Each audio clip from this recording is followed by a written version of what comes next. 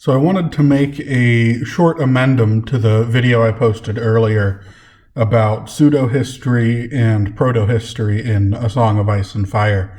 These are some details I think add credence to some of the A Song of Ice and Fire theories I mentioned in that video, but because they're very much sort of metadata, I didn't want to include them in the original video. So for instance, rather than being information necessarily revolving around a historical discussion on proto-history or of the in-universe histories of A Song of Ice and Fire, this information comes a bit more from things going on today and George R.R. Martin and some of his interviews.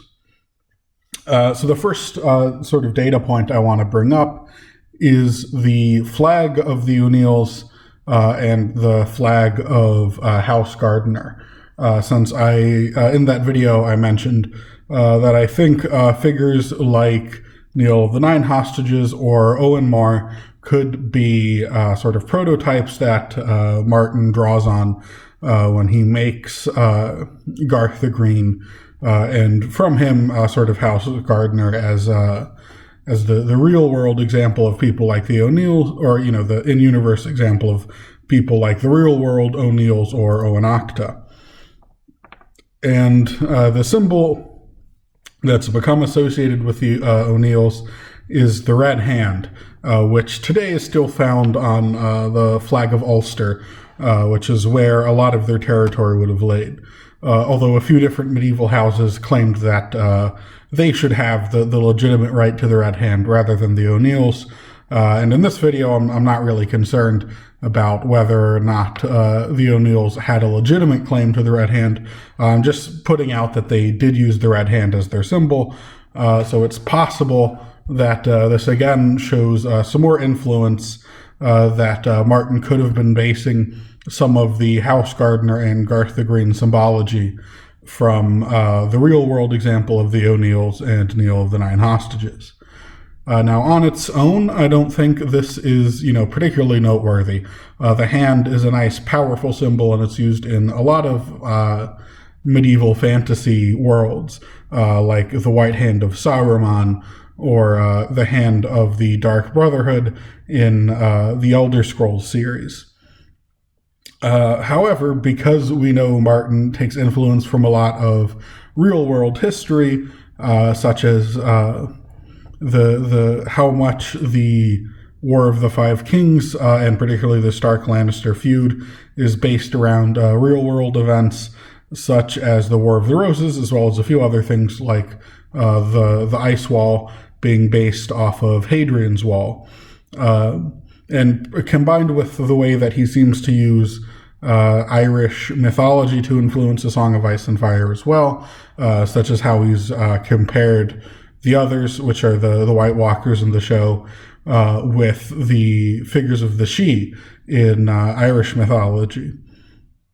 So it would make a lot of sense that Martin is drawing on, if he's drawing on Irish mythology and Irish history, then it would stand to reason that he'd be at least reasonably familiar with important Irish historical and pseudo-mythological figures such as Neil of the Nine Hostages.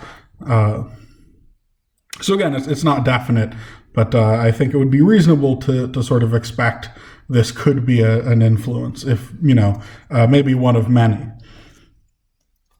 And then also, I mentioned before that these are sort of specialist fields that we're getting into with this level of interpretation. A lot of people are, if you're just doing, a cursory history of Ireland, to just sort of mention Neil of the Nine Hostages without getting into this in-depth discussion on the historicity of his claims. However, someone we know that was very much interested in these fine historical details was Tolkien. And we know Tolkien is a big influence on Martin. He's referenced him in a few of his different works. And like in interviews, he's compared A Song of Ice and Fire with Tolkien's Middle-earth. So I think it's reasonable that we can expect some in-depth knowledge of Tolkien and Tolkien's world to have influenced A Song of Ice and Fire. And Tolkien most definitely enjoyed these fine details of history. We can see this most famously in his essay, Beowulf, the Monsters and the Critics, which is really responsible for bringing Beowulf into the state of prestige that it is now. It was sort of looked down upon as just a piece of Dark Age poetry and not really this high epic that we recognize it as today. It was really Tolkien that took this and elevated it to the status of being recognized as something important in academia. And we can see history influencing lots of his works, from the languages in Middle-earth being inspired by real-world ancient and medieval languages, as well as a lot of parallels between real-world cultures and the cultures that he puts forward in Middle-earth, such as the Rohirrim invasion of the Dunlendings is likely based off of the Anglo-Saxons invasions in England, and Rohan being a lot of shared culture with medieval Sweden, for example.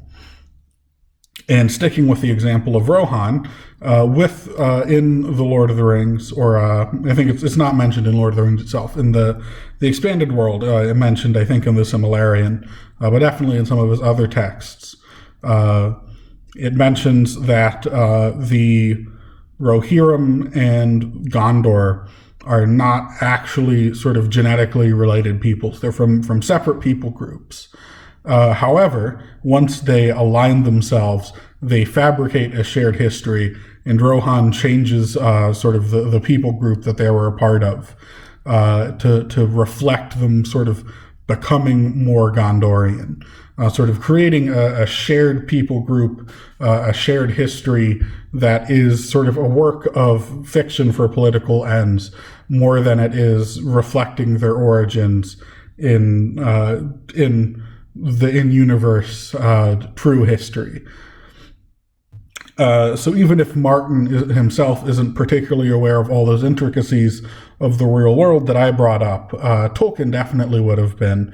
And it could be, entering Martin's work, if not directly, filtered through Tolkien's work. So all of that is just to say, sure, none of this is a smoking gun to say that my theories are true, or even that he was necessarily thinking of like a reach connection that I put forward between houses Lannister and Stark. But it seems a reasonable conclusion that Martin's familiar with the idea of these fabricated shared histories. And I think we can even point to a possible example of Neil of the Nine Hostages and the O'Neills influencing Garth the Green. And I just think that's particularly interesting, and I think can add a bit more weight to this theory being something that we might want to consider if we're looking at sort of a first man history in the A Song of Ice and Fire's theory, or in the A Song of Ice and Fire world.